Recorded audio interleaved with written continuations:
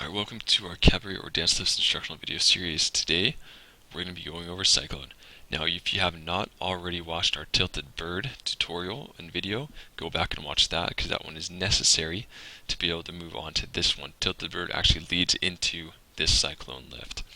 So also, when you're practicing this one, it is very important to have a spotter because there's a lot of things that could go wrong and the girls are going to be over your head, so we need to make sure there's somebody there to catch and help if something does go wrong, and she does tend to fall a little bit. So that being said, we'll get started and hope you enjoy it. We're actually starting here from what I like to call a run-in or an approach, and what's going to happen is she's going to take a few steps towards me and then she's going to jump. At the same time, I'm going to squat down, place my hands, and lift her over my head. So it's actually very important. This approach makes getting the lady in the air much easier. You got to make sure, ladies, you just need to make sure that when you jump, you're jumping at an angle over the guy's head. If you jump straight up, it makes it actually more difficult, so try act like you're jumping over his head.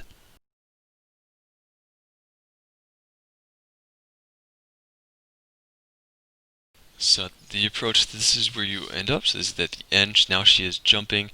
Her hands are on my shoulders, and then my hands actually go to her hip joint. Not her hip bone, but her hip joint. One of the most important things about this one is your hands do not go straight up. They do not go straight to the side. They're actually going to be placed perpendicular to her leg line, which is actually really important. And you need to make sure that you're not, when you push up, gentlemen, don't push your thumbs into the girl's joint because that actually hurts a lot.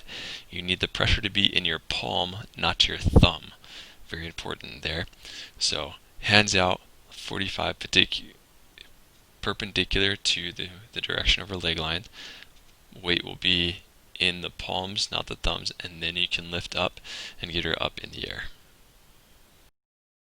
So this is your tilted bird position. It's the start of this Cyclone lift that we're teaching you. If you haven't looked at the tilted bird video, go ahead and go look at that. You will need that information to be able to move on to here. So because we cover there, I'm not going to cover it in here in much detail, but this is the start. Then we start rotating around. Don't pay attention to my rotations. They're pretty terrible just because I'm on a really slippery grass. So if you look, hands start on the shoulders, and then eventually when the lady is comfortable, not the gentleman, but when the lady is comfortable, she can actually let go of the gentleman's shoulders and put her arms out to her sides. Now ladies, just a warning, when you do this, your upper body will fall a little bit, so you're going to feel like you're falling. Your upper body's going to come down a little bit until you're balanced with that rotation. Now the faster that you're spinning, the higher and more horizontal your body will be. Also in this one, you need to make sure that your legs are out and separated. So they need to be splayed a little bit.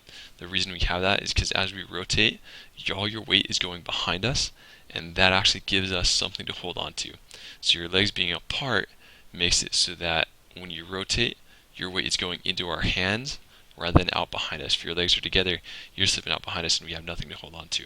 So make sure that your legs are apart enough that the guy can actually carry up on and hold on to your legs when you do this. Now gentlemen, it's important for you to make sure that you keep a steady and balanced rotation when you do this. The lady's not holding on to anything. She can't do anything to help herself, so it's all up to you.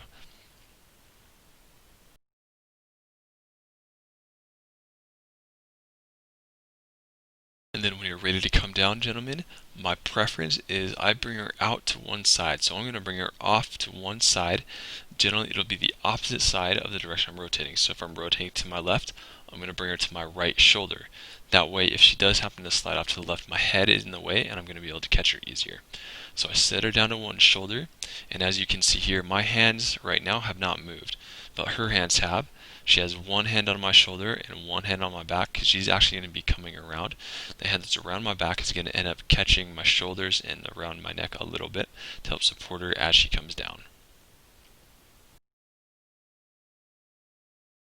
For every lift, there are hundreds of ways to get into it and get out of it. This way that I'm showing you here is probably one of the safest that I know of. So what I do is, so you saw she brought to her shoulder, she comes down, her legs go across the body to the opposite side, and then I moved one hand to catch both of her legs, and my other hand is now around her back. So I'm supporting her lower body and her upper body at the same time. So make sure you do this, and then you're going to rotate and continue rotating as you slow down. You slow that rotation down until you can set her legs on the ground comfortably, and the same thing as we do in a lot of other things.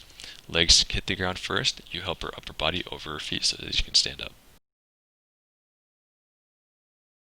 Also, as you do this one, the lady, when she comes down, is going to be extremely dizzy. So you do not let go of your lady completely until she is not dizzy, has her balance, and says that she's good for you to let go.